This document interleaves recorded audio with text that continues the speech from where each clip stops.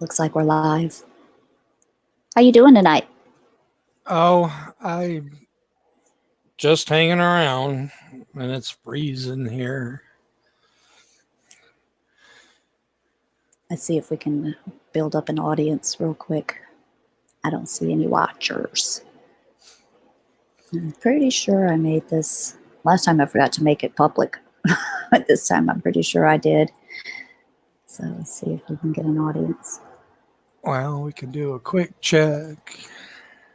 Yeah, I was just thinking the same thing. Let me take a peeky wiki, and I do not see a live stream. Which channel is this on? It is on my main channel. Can you hear me, or am I muted? Let me get back over here. Yes. I can hear you. William's here as well. And we have 24 watching. All right. Oh, okay. So we're good to go. Teresa, can you hear me? I can, William. Welcome. So nice to have you. I have a volume. You have a what? The volume's real low on my end. Yeah, I hear a bit of an echo too. Well, let me put my phones in.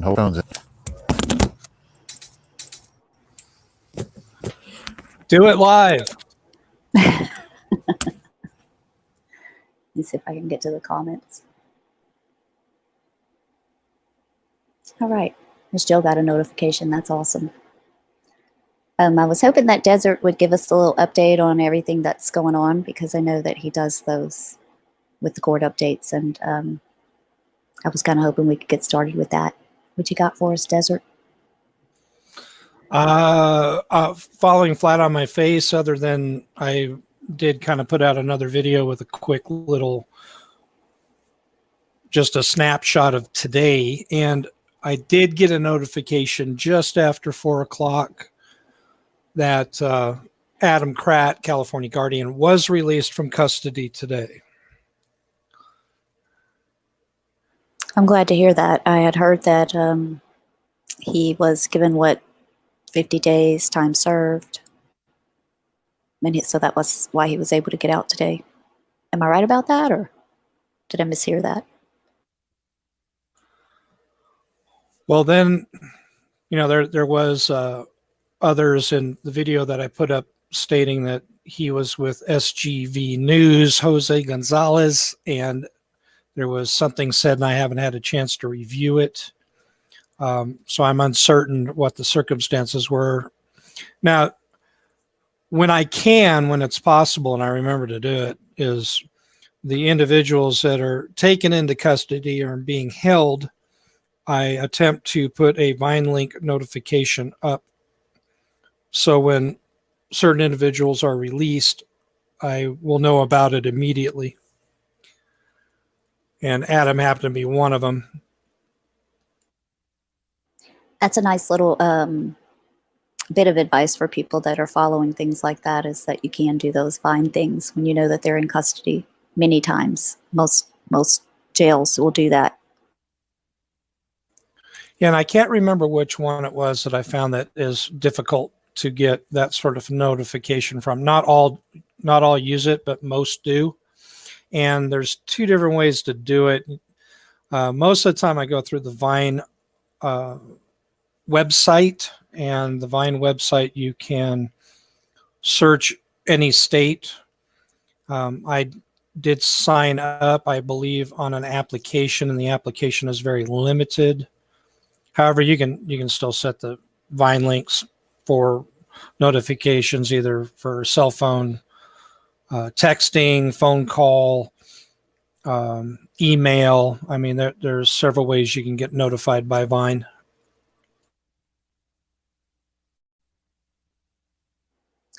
All right. One of the things that I really want to talk about tonight is this misconception that people have in this community about the inability of the state to trespass a person from public property.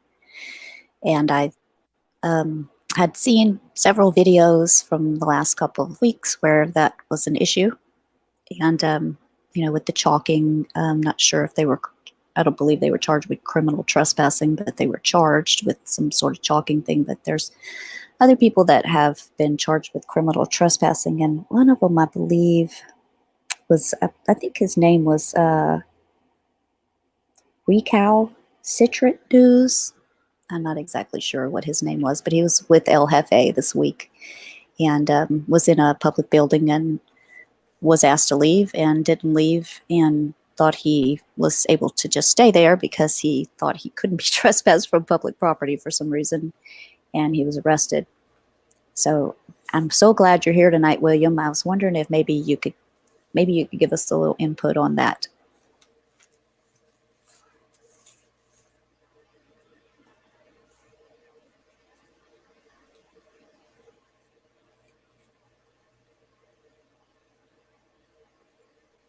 William, can you hear me?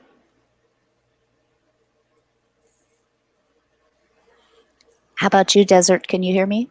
Yes, and I was just about to say he seems to be having difficulty again. Now, I would say I believe it's pronounced recalcitrant.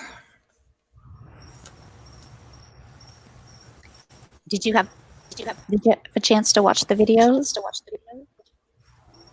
I did, and the only thing that I know, and I had a little bit of a conversation about, was that there was discussion about the DHS memo again, and that the DHS memo, apparently they were in a county building, and as we all know, yeah, here I got the information now.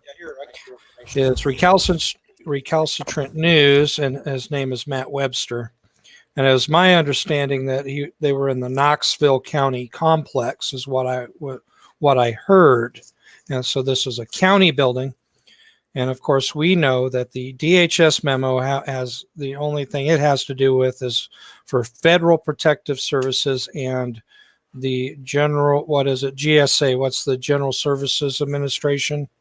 I forgot what the acronym means, but basically federal level GSA buildings.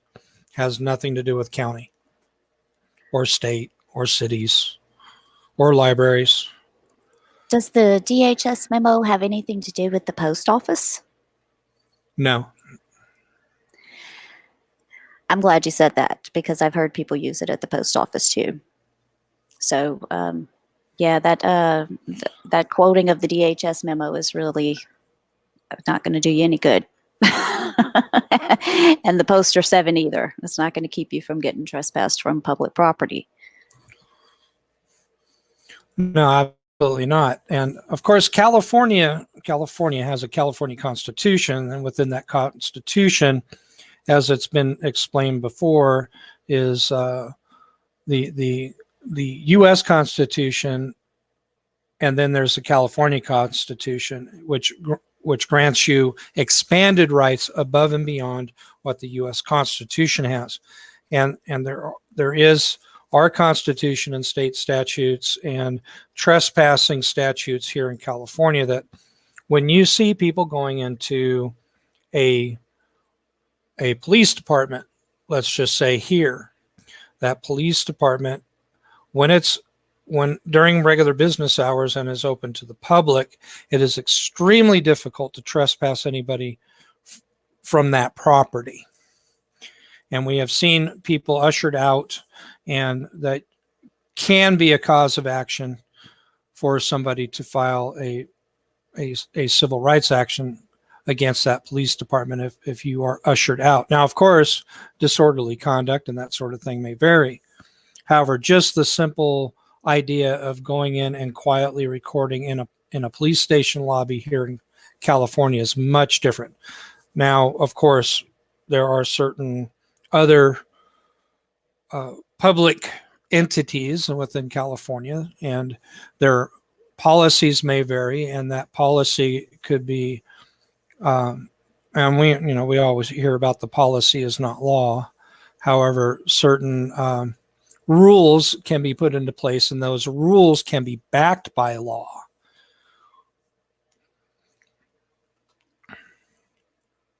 Does that make any sense? Oh, it absolutely makes sense to me. In here in the state of Louisiana, they have a the trespass law is called remaining after being banned, and so if they have a sign up that says no video recording and they catch you in their video recording, they can criminally trespass you. They can charge you right then and there. That that's not, you know, against the law, and I've litigated it before, and that's not, you know, it's not a violation of your rights for them to have those rules in a building um, with an intended purpose. And I know that things are different there in California, but in many states, it's very important that, you know, you look up the state laws and you understand exactly how it works before you go and demand that you stay somewhere where someone who is in charge of a building or a property has asked you to leave. And we, of course, see the auditing that occurs out here in California, and we see depictions of persons auditing in certain public buildings, and that apparently many do not get trespassed, at least criminally and charged. But there have been a few, and it all depended on exactly what had occurred, and more than likely, well, let's not say more than likely. We can take, for example, like with the Van Nuys Department of Motor Vehicles, over a year ago now, where individuals were charged with disrupting the business. And then I believe they were given formal trespasses afterwards, and they were either, I believe, took plea deals and paid a fine, except for one.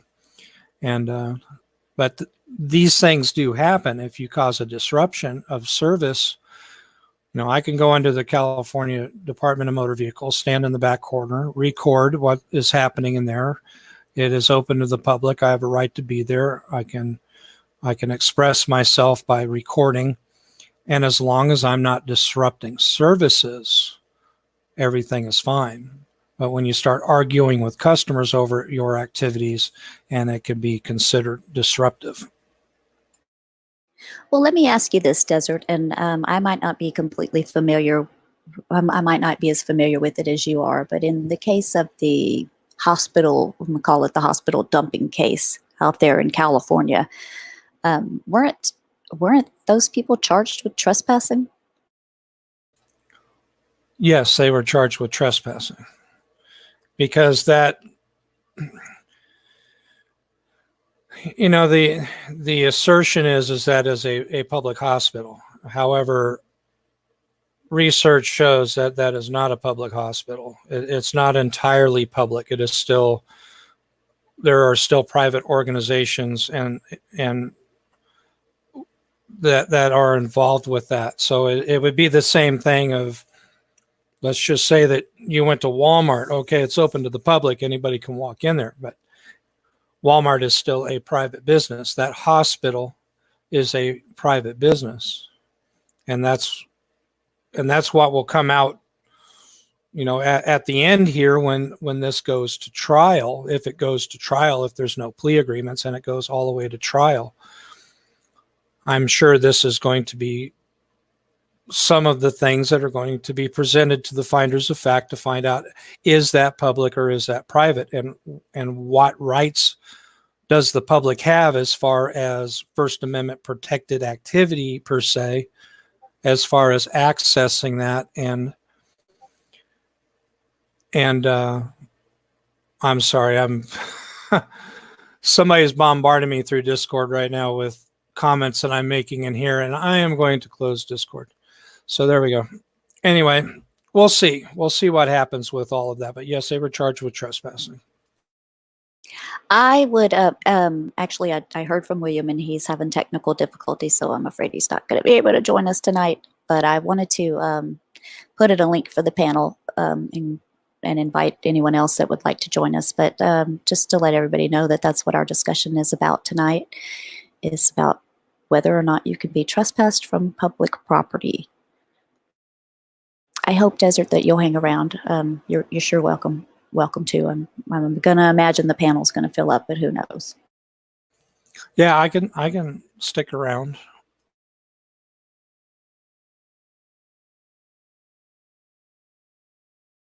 So it's really frustrating for me to watch videos, especially where, the whatever the guy's name is I was telling you about that was trespassed from that wherever he was, Recal. It frustrates me to watch that and to see him say, well, you're going to be trespassed from public property, and to watch and to know that he's going to get arrested, and to just have to watch it play out. Because it's just, I'm just I'm tired of the misconception that people have in that they can't be trespassed from public property. And of course, it's been gone over and over and over again on case law as far as Adderley v. Florida is concerned, and what is or isn't public property, and what is or isn't control of a property. And even with a state or government or county or city entity, that they have care and custody of that property, and whether right or wrong, they can trespass you, and there's no reason to take an arrest over it. You get your documentation, just like in the case of Jeff Gray, and I mean, it's been passed around a few times where he was outside on the public sidewalk in the traditional public forum with the sign protesting the city in which he was visiting, and he put that sign away and then went inside the city hall and was looking at public notices and was trespassed. Now that was in violation of his rights. It was retaliatory, and they had no business doing it.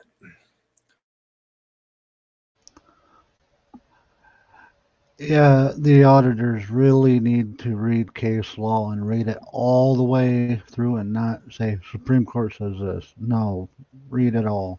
Try to understand it. Well, another issue that I have with the whole thing is that, what do people expect for the police to do? And now I can understand the police coming out and trespassing you from a public sidewalk or something. But, even if people think that they have a right to be inside this building after they've been trespassed, I mean, how do they not think that the police aren't going to have to enforce the trespass from the person that's in control of the property?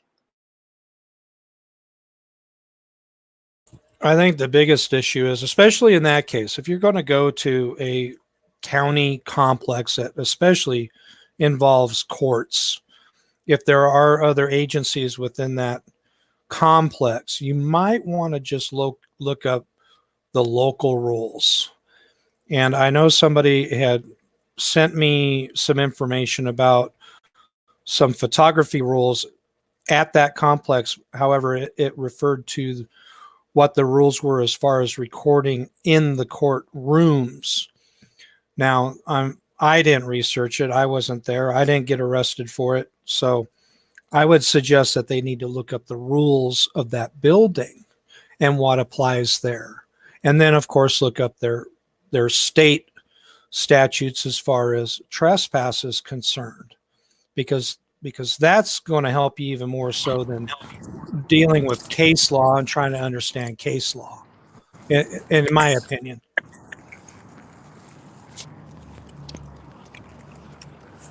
Hey, what's up, everybody? I'm not really going to talk. I just want to say hi to Desert Sentinel and the people in the chat and show you the pugs. That's it. It's pugs, because I see pugs. How's it going? Pug face, Doing eh? good. Just kind of lurking. In fact, I'm going to mute me so you guys don't get distracted. But just going to show you the pugs for a few minutes and then bone out. Good seeing you He guys. has a grumble. I was getting distracted by pug butt. Welcome, Pug. Pug face and the pugs. Hello, Teresa. Hey, Pug, you're a lawyer, right? Yeah. These case laws that we're talking about, do they make sense to you? Which case law are you referring to? Adderley v. Florida, and there's a couple others that these so-called activists, auditors, whatever the fucking twinker bells want to be called, don't understand completely. Yeah, see, that's the thing. Statutes are written vaguely. It's a very common thing. So usually you can find the answers where the statutes are vague. You find it buried in case law, which is not exactly the easiest thing to find. You need access to things like LexisNexis and Westlaw and stuff like that.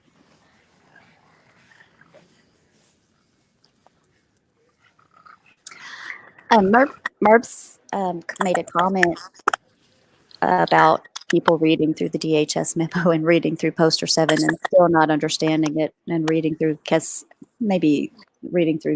law also, and maybe not understanding it. And that's kind of what I'm trying to help dispel in a more layman's terms that people could understand, I guess. Oh yeah, well, the first thing that comes to mind is post offices are not traditional public forums, and the second thing that comes to mind is Poster 7. Of course, it's not actually the law; it just refers to a USC code. And but what a lot of people fail to do is they read the part of Poster 7 that says you can arguably record, but they stop reading when it gets to the part that says unless it says something how authorized personnel, and not so many words, unless prohibited by authorized personnel. So I would imagine any employee, I don't know if it needs to be a manager or whatnot, but I would think if a manager comes out and tells you to stop recording, that's authorized personnel. And if they prohibit you from recording, then you can't record. Would an authorized personnel also mean, like, say, the janitor or a parking lot attendant tell you, hey, you're not allowed to record here, you need to get the GFO out? That's a good question. I guess that's where you would go to case law, but these cases, recording in the post office is at the forefront. So I don't think a lot of these instances have been actually tested in court. I'm picking my brain right now. It is the term the greater possession of that property has authority. If you're asking me, I'm not sure. I'm a part-time bankruptcy lawyer. I think that's, in my layman's term, kind of how it goes, that if you have greater possession of the property, you may have the authority to trespass somebody from that property. Yeah, absolutely. It makes sense. So basically, if you're a postal worker, you would have greater authority or access authority, whatever they want.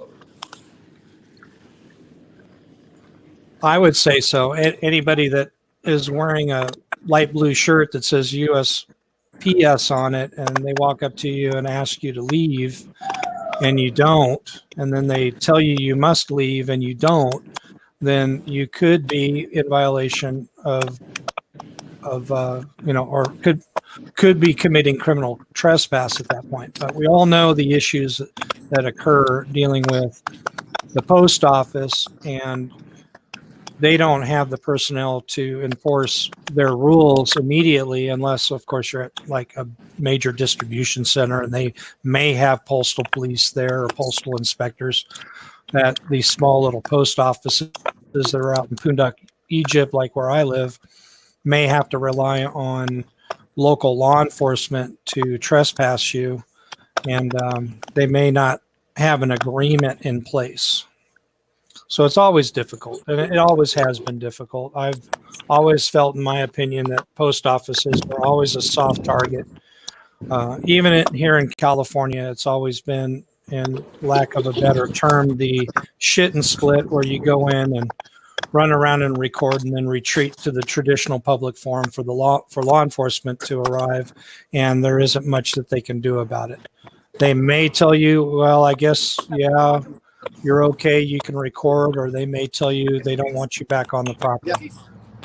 However, I have seen in other cases, and where postal employees have ran people off the property, telling them that they were trespassed. And in every case that I know of, that anybody who has actually been taken into custody and charged with trespass at the post office has been convicted. Thanks. Thanks anyways. I am aware of someone who was charged at the post office for trespassing, and I believe they ended up taking a plea deal on that. And speaking of, we have the fellow Big Shitty that is coming to trial this month. I don't have the date in front of me, and that's for the Goodyear post office. Now, he was with, who was that? Phoenix, one of the Phoenix guys who did take a plea in that and received a conviction for that postal audit. Big Shitty, however, was taking it all the way to the box, and he has trial this month. Wow. You know, I might be wrong on this, but you know, it's my understanding that for people to raise constitutional issues, they would have to, number one, get convicted, and then they would have to successfully appeal it, and the appellate court will hear constitutional issues, and you know, but I don't think it's gotten that far yet, because I think there's you know, there's money issues. It takes a lot of money to get to that point, but I do think that there could be potential constitutional arguments. But you know, if you try saying to a cop, "Oh, it's my constitutional right," cop doesn't give a shit. You know, and you know, even the lower courts don't give a shit about your constitutional rights. You have to appeal it after getting convicted. I have never understood, and I have been told, and I learned that as long as you have a cause of action, which means you were trespassed from someplace where they had no legal right to do so, you can take that to court regardless of an arrest. It doesn't require being arrested to file civil litigation or some kind of injunction of relief, or you know, whatever action you can take. You don't need an arrest to do it. Yeah, that makes sense. Well, and I'm not exactly sure if Adderley is the right case, but weren't they handing out flyers and stuff? They didn't get arrested. They didn't get arrested, but they filed suit. With that case. I believe, I'm sorry, what was Doug. it? I had you muted for a second because of the wind noise. What were you saying? What was it? A protest at a prison? I think it was outside of a courthouse, if I remember correctly. I believe it was a prison. I'm not sure. Let me look.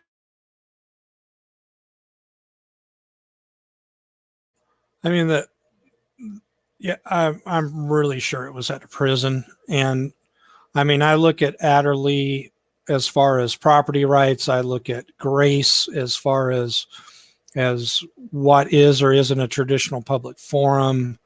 I am not that way out in public, so I don't have to look at things like Cohen v. California as far as my conduct is concerned, and in that form of protesting.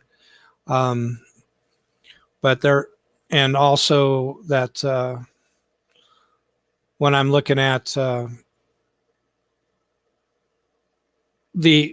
and it was funny. I was in comments and videos today discussing this, is the most misquoted piece of case law out there of "you cannot trespass my eyes." The Supreme Court says McDonald v.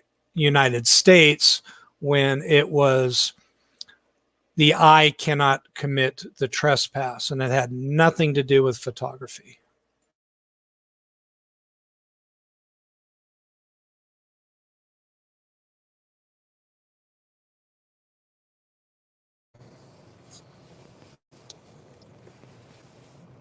Can you guys hear me? Yes. Okay, I'm out of the wind.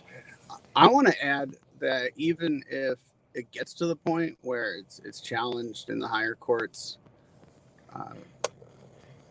for constitutional defenses, I think you know how depending on the different types of forums, there's different constitutional tests, and there's a rational basis, there's the intermediate scrutiny test, and there's a strict scrutiny test. And I think if people who record, if their activity is if that test is applied to their activity, I really don't think recording in the post office will pass any of those tests, because let's start with the strictest test, which is strict scrutiny. So I would think the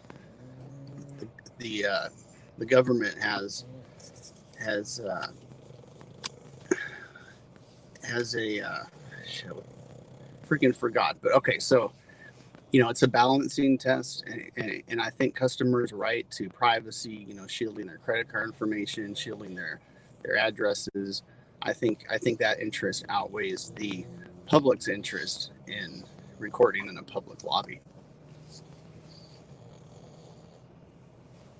Well, for the most part, that we have seen in practice, and we have also seen in explanation, that the post office has pretty much allowed photography all the way up and into the areas where you see the post office boxes where people go in and get their mail, much like where I'm at, where I'm in a rural area.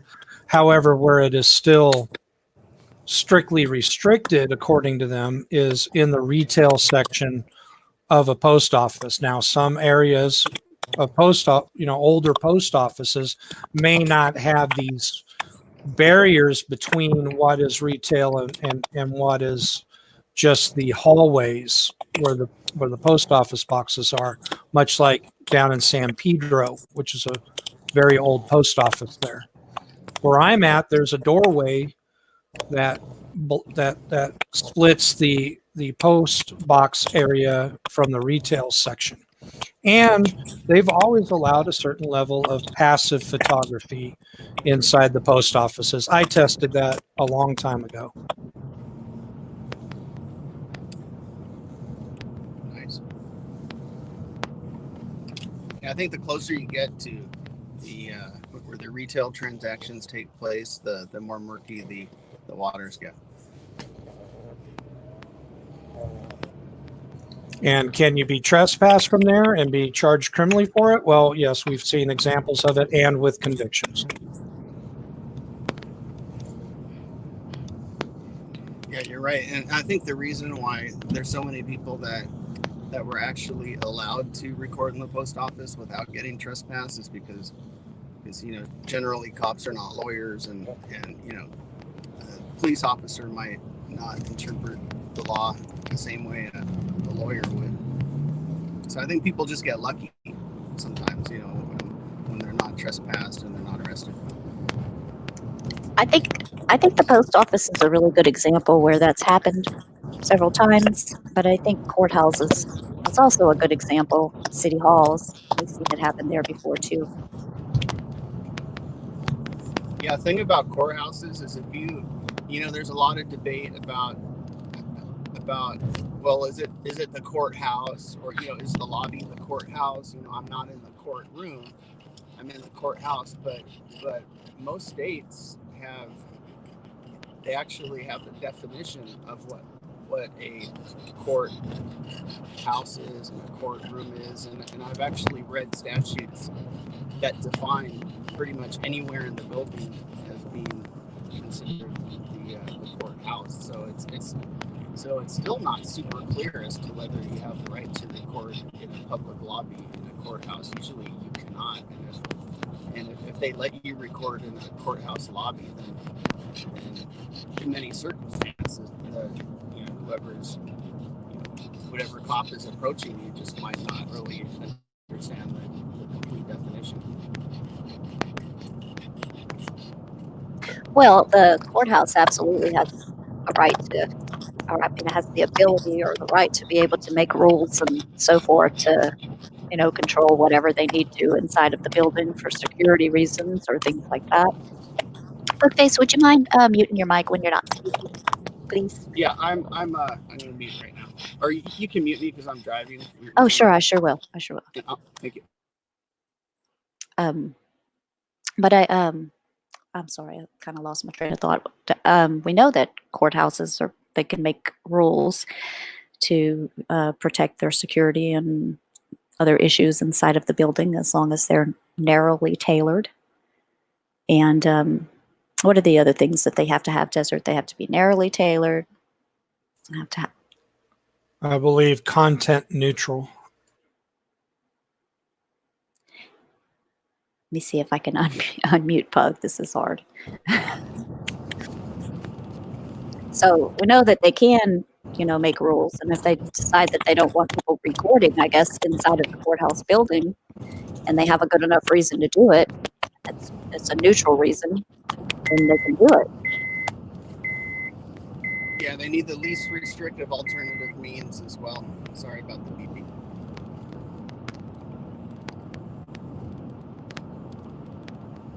Hey, I'm gonna jump.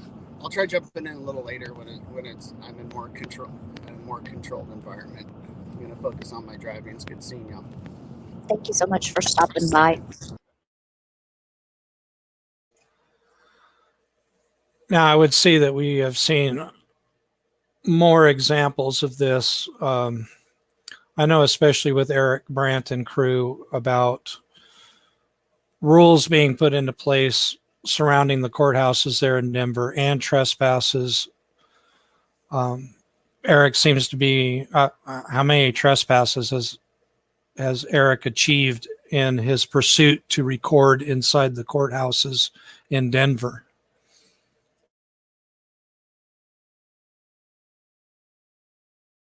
Well, that's true. And I don't know if anybody remembers the old man being drug out of that, I believe it was a courthouse somewhere around Fort Worth after he had been told to leave numerous times. And we've seen quite a bit of this in Arizona as well. And they had changed their rules on public photography in and around the court buildings there. The one thing that is interesting, though, is I have watching other things on YouTube's is how many recordings there actually are from a courtroom that were legally achieved, even with like Tuck Police Sucks, in which he was allowed to record his own bench trial. And it is my understanding that it is not that hard to just ask for permission to be able to go in and record inside the courtroom your proceeding.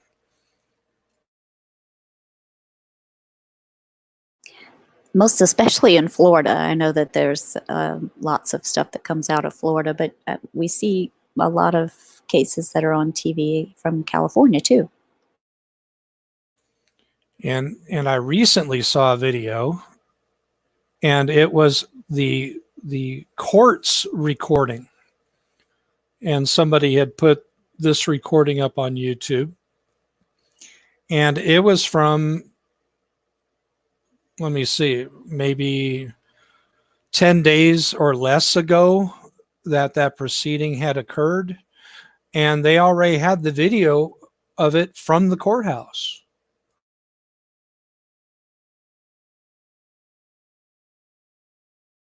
I'm just saying, I get, if the court room in that particular courthouse, and I don't recall exactly where it was at, obviously was recording proceedings, and they were able to get a hold of that recording rapidly. I know here in our courthouse, in the Acadia Parish Courthouse, I don't recall ever seeing a camera in any one of the courtrooms there. So there's no surveillance footage that would pick it up or what have you. But I do see on occasion, courtroom footage from surveillance footage or whatever from courthouses and stuff where you can see a hearing or what have you. And then, like the Supreme Court, they have recordings of, I guess, of course, that's not live, but there's recordings of their proceedings as well, or their arguments and things like that. So I guess back to the subject matter, I mean, is it really worth risking a trespass to defy whatever the local court rules are when there could be an alternative method to get a hold of your proceeding? I know many complain that footage gets lost or transcripts are expensive or that sort of thing, and everybody should be allowed to go in and record whatever they want to anytime, any place.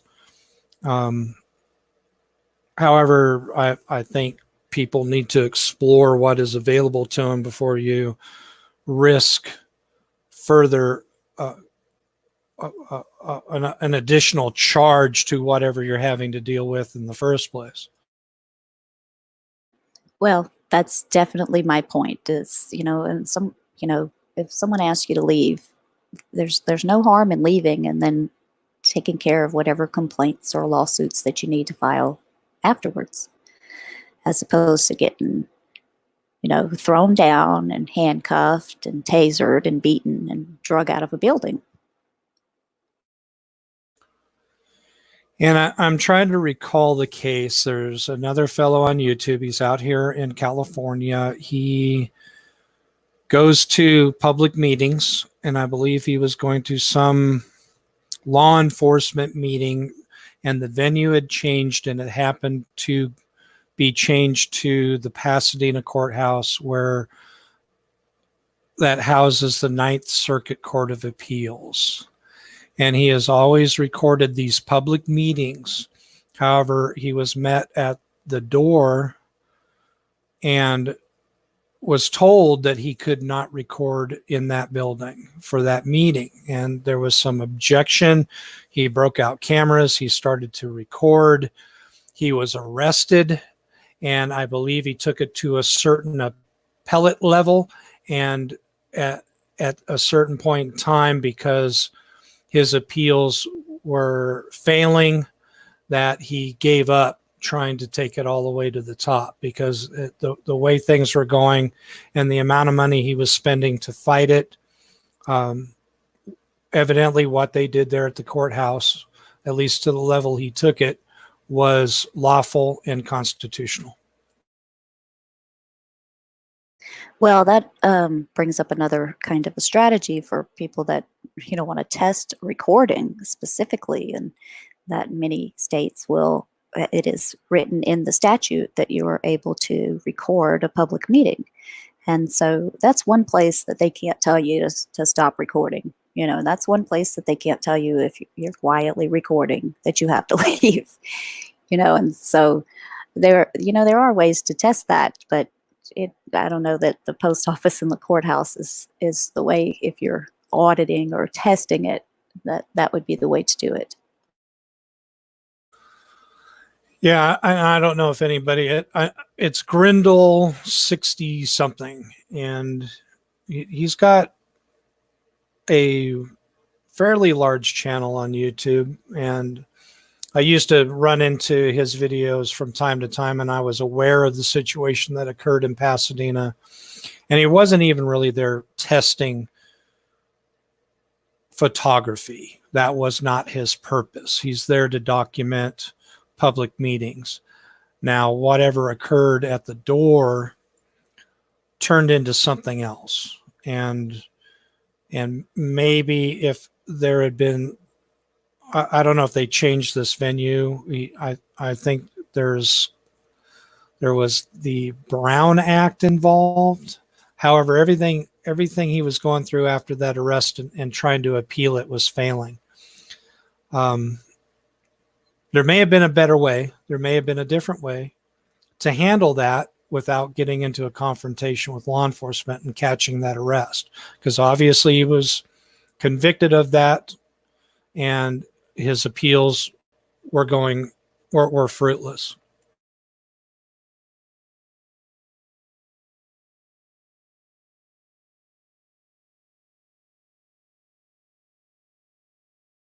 Yeah, and I think that's what lots of people run into. When they try to make case law and what have you, and when they try to fight these cases and stuff, and that's why I think if you're going to say that you're auditing, which is I guess testing to make sure that they're doing the right thing, then you need to stick with a very narrow sort of a fact pattern in your test. You don't if what you're doing is testing whether or not you can, record on a in a in a public place on the sidewalk, keep it real narrow. Stay on the public sidewalk and video record there. Don't throw in a whole bunch of other stuff to muddy the whole thing up with trespassing in a place where you're not supposed to be, where you're not supposed to be recording. And you may have a right to video record in a place where you have a right to be. But whenever you're trespassed, you don't have a right to be there anymore. And, so that throws a big bunch of muddy water into whatever case law you may be trying to make out of whatever it is that you're doing. And my rule of thumb has always been, if you're told to GTFO, then GTFO. If you feel that your rights were violated and you are going to try and make a case of this, you can do it outside of a cage, not fighting a criminal case. You can file whatever injunctive relief or civil actions outside of a cage and challenge it. Exactly.